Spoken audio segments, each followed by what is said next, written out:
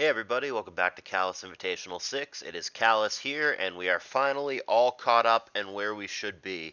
You saw Arctic and Jabba both battle their way into their new positions. Jabba wound up in the upper bracket, and Arctic in the main event lower bracket, respectively. And now here is that match, Arctic and Fear in the lower bracket. Originally, Jabba having lost to Bruno, it was going to be him against Fear, but with the way things played out, it was going to be the winner of Arctic or Jabba going on to fight against C in the upper bracket, which ended up being Jabba, and the loser, Arctic, plays against Fear. So here is that match. For all intents and purposes, this is a round 2 lower bracket match. These guys are both 0-1 in the main event, and the loser will be eliminated from CALLOUS Invitational 6. Yeah. Fear, I think, went 0-2 last year, so he would really like to avoid that. And then Arctic, who just got into the main event on like a second chance or whatever after not getting there in play-ins, obviously doesn't want to be in and then immediately right back out of the main event. Neither one wants to lose, but whoever does. Here's game 1 in their best of 3. So Fear's on the bottom, Arctic's on the top, and we have the two most common leads in the game, Zapdos and T-Tower respectively. Staying in, going for T-Bolt, to me indicates that he probably has a Dugtrio in the back, and likewise the Hidden Power for Arctic would indicate to me that he probably was anticipating a Swampert or something along those lines. So Blissey sneaks in at this point as Zapdos switches it up to Hidden Power. Now T-Bolt comes down, gets a lucky 10% para, and there's a Retaliation Ice Beam for 36%, which Zapdos can live one more of, pending a crit. It's Meta, which comes in traditionally rather than being Baton passed to, and we see that it does have leftovers. Blissey out of the way, of course, and here's Skarm, which eats a Meteor Mash, just 20% and no attack raise, so should be able to spike up here unless he thinks there's a Magneton in the back, which he doesn't play around, and I wouldn't have either. So there's another mash, 23% this time, and Arctic does in fact establish spikes. Doesn't get greedy though, he roars at this point rather than a second lair. However, he unluckily roars out the Rapid Spinner that we hadn't seen yet, and he goes for Surf, just in case Gengar comes in, but it did not, and Rapid Spin in fact would have gotten off there had he gone for it, but he's just going to go for it now. No punishment with a surprise T-Bolt or anything. Bliss just clicks Soft Boiled, but the spikes are gone. Here comes Lax now. That gets T-Waved on the way in, so that's usually pretty good. Rest Lax can get rid of that, but Lax going to sleep is a good thing. Body Slam coming down, just 16%, and spikes could easily be reestablished here. I'm not sure that I understand the Drill Pack. The only thing I can think of there is that he was either playing around Focus Punch, or he was worried about Fear trying to sneak in like an unrevealed Heracross or Loom or Medicham or something like that. I would have just spiked there. Maybe Arctic's play was better. It's curious, though. It's an interesting Drill Pack to me. He does get 2 layers down, but he's yet to show a Ghost that can actually block a Rapid Spin, but Fear continues to play around it just in case, and he goes for Surf once again, thinking maybe a Gengar will come in, but again it doesn't, and there's Rapid Spin, and there actually is T-Bolt in the back, and a Para, so that's going to prevent Starmie, not that it would have stayed in anyway, because the Bolts are doing more than the recovers would gain back, but that's certainly going to prevent him from recovering, and now Fear's in a little bit of danger. If Arctic plays the mind game correctly with spikes and roars, he can actually make it so the Starmie is dead and never gets a chance to come in and spin those away. So now Zapdos comes in to scare it away. T-Bolt's into Skarm, but ends up hitting Bliss, of course. Looks like a pretty standard TSS stall for Arctic so far. He hasn't shown half of his team. Looks like a balanced squad, some kind of physical or mixed offense for Fear. I hesitate to say strictly physical because not only does he have a Zapdos, but if he had a Magneton, he's had ample opportunities to show it by now, and he's not done so. And here's Scizor from Arctic, so this is not so standard. This looks like, in fact, because they're test partners, it probably is the exact team that Jabba used in the previous round against him. And Rapid Spin does happen here, but Silver Wind with the KO. He doesn't at least get the all boost, the ancient power boost, but Starmie going down with the Skarm still alive on the other side is not promising for Fear. And I'm surprised between Meta, Coon, and Lax that Fear seemingly doesn't have a Magneton. It seems like this team would really want a Magneton and would arguably benefit from a Magneton more than it benefits from the Starmie. But he's going to try to get there with Kuhn. His sub does eat the Thunderbolt there as he continues to calm mind up. It's obviously not going to eat it again, but this is going okay for Kuhn. He probably needs to have rest to realistically have a shot here, and even then, he's just going to lose to Skarm. So I don't actually know where Fear's trying to go with this, but I can't see it working. Rain Dance, sure. That's going to make it so he can make another sub through the... Okay. Goes Calm Mind. Oh, he's cutting it close. He's going aggro, folks. And Arctic, knowing that a sub can't be made since he's at 23%, takes the opportunity to T-Wave there. Sand comes back, but very boosted Surf is going to take out T-Tar, so Fear is on the board. Magneton, presumably holding Magnet, is going to come in. And it's last Doug Trio from Fear, which I suppose makes sense. Zap Doug combo comes in on T-Bolt. Earthquakes that away. Fear takes the lead, but it is an air quotes lead for sure, given the state of the Coon and given the fact that there is nothing preventing the inevitability of 3 layers of spikes coming down here. He taunts on a full power turn, which is unlucky, but it doesn't make it the wrong play. And now he's going to start drill packing him. Surf there does a lot, but he's in danger of dying to the drill pack, and of course if he switches out, he'll die to the spike, so damned if you do, damned if you don't. Fear decides to keep it as fodder, but make no mistake, that Coon is dead. And now Zapdos comes in on the Skarm. Ooh, he somehow manages. I'm surprised that Arctic allows this, but he's afraid to go to Bliss and get Zap-Dugged, which I understand. But somehow Arctic manages to prevent 3 layers of spikes from happening, which in many cases after the Starmie went down was an inevitability. Earthquake gets Bliss from 54%. Is it Adamant Doug and Modest Bliss? It probably is Modest Bliss because it has Ice Beam T-Bolt, so like if you have both special attacks, you kind of have to go Modest. If you have only one or the other, you can make arguments for Bold, but I think in this case it has to be Modest, and then Doug Trio there, like I said, might have been Adamant to do that much damage, or maybe it's a really good roll, but yeah, gets the Bliss from 54%, and we've got a close one. We saw Scizor clean up the game for Jabba not that long ago. Can Arctic get the same thing here? Metagross is a little bit tricky. It's going to be neutral against the bug attack and then resistant to the rock attack. So it's not so hot against Meta when it's that healthy. He might run into a bit of a wall in that regard. But the Swampert's pretty healthy, and some of the stuff on Fear's team, the Lax and the Zapdos, are not in the best shape. So there's some room to play here. This is going to be strictly a mind game kind of end game. This could really go either way. There's room to play for both of them, and I'm still not clear who wins. I still think either player can win this game.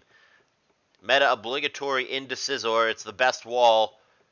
Though, of course, there's, again, the mind game aspect. If you knew, for example, it's Swampert's coming in there, maybe you double back to Zapdos. Now we've got ourselves a 2v2. Lax dies to Earthquake, wasn't going to do much, paralyzed in at 10%, and now Zapdos goes for a rest.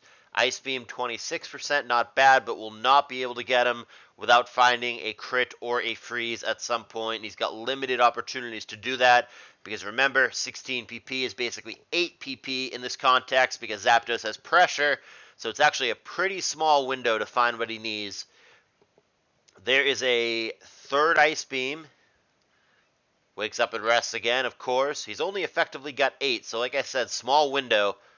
But he manages to crawl through that small window. There it is on the 4th attempt. He finds the crit Ice Beam. This is going to change the dynamic, obviously. What's the plan here for Fear? Zapdos is not due to wake up this turn. There's Meta and there's the Ice Beam, sure, but do you actually win this matchup? What is the plan? Back to Zapdos. This doesn't really accomplish anything. Yes, you waste 2 EQPP, that's fine, but you can't do this forever. There's Meta again on Ice Beam. Meta getting low now, 50%. He stays in this time for a mash in case he over-predicts and goes Ice Beam, but he doesn't. He goes for the Earthquake, Meta dies, and now Zapdos is going to die to the Ice Beam. This endgame, though there was a bit of play to it, and there were mind games and rooms to make plays, ultimately comes down to that critical hit. He had 8 chances to get it because 16 PP in half thanks to pressure. And those aren't awful odds, but they aren't fantastic odds either. Clearly could have gone either way. And fortunately for Arctic, unfortunately for Fear, within those 8 opportunities, he does find the critical hit Ice Beam, and there's very little that Fear can do from that point. So Jabba's thrown together Scizor team, and I do know that it was thrown together because I was involved in the building, is going to be 2-0, which is pretty spiffy. I know there's a lot of Scizor fans, H-Clap, looking at you, who are pretty damn happy with the way that played out.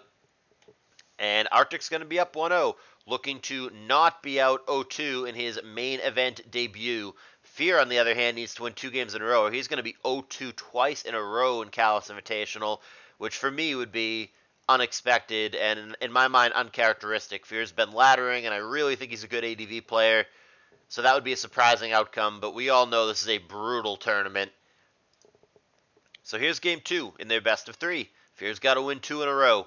Fear's on the bottom, Arctic's on the top, and Hariyama leads, as does Zapdos. They both stay in, and the bad luck kicks in immediately for Fear when he misses Rock Slide. It's not banded, so at least he didn't miss destroying the Zapdos there, but you obviously still want to hit. And he goes for the knockoff on the following turn, removing Choice Band from Metagross. Now T-Tar BP's in as Rachi comes in, got some kind of stall team for Fear, and might actually be an aggro team for Arctic, which would be sweet to see. Rock Slide coming down. It's going to prompt a flinch on the Skarm. Now Rock Slide again. This time the Roar gets off, but a lot of damage on the Skarm in that sequence. And T-Tar now comes in for Fear. Fire Punch and the 20% burn. Man, poor RNG early on for Fear. The burn matters. The Rock Slide miss matters. At least it's not a full physical tire. At least he's got special attacks, but the burn is still relevant for sure. And now Rachi coming in for Fear as Rachi for Arctic wishes up. Fire Punch, Body Slam respectively, 60% chance to find Para, and does. He also got a crit for good measure. Arctic catching some breaks, no doubt, in the early stages of this game. And it's difficult. Early hacks are hard to come back from. There are players such as Triangles who believe that the first 10 to 15 turns of the game are basically all that matter. Whoever's ahead, if they're ahead by a lot at that point, they win the game the overwhelming majority of the time. And there's a missed cross chop, by the way.